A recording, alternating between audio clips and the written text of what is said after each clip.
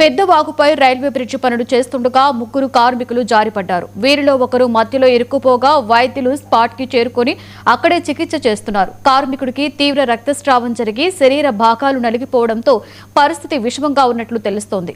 Oxygen అందిస్తూ treatment చేస్తున్నట్లు అధికారులు తెలిపారు. మరో ఇద్దరికి తీవ్ర గాయాలు కావడంతో ఆసుపత్రికి తరలించి చికిత్సను అందిస్తున్నారు.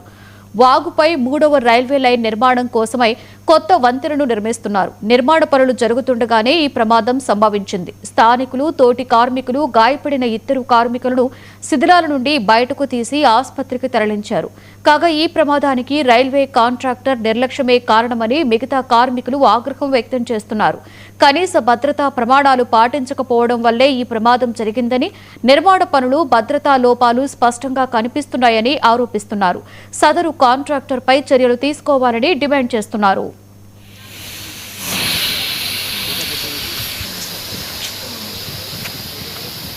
ऐसा नहीं रखना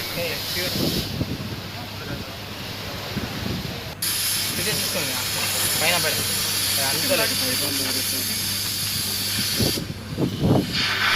కింద ప్లేట్లో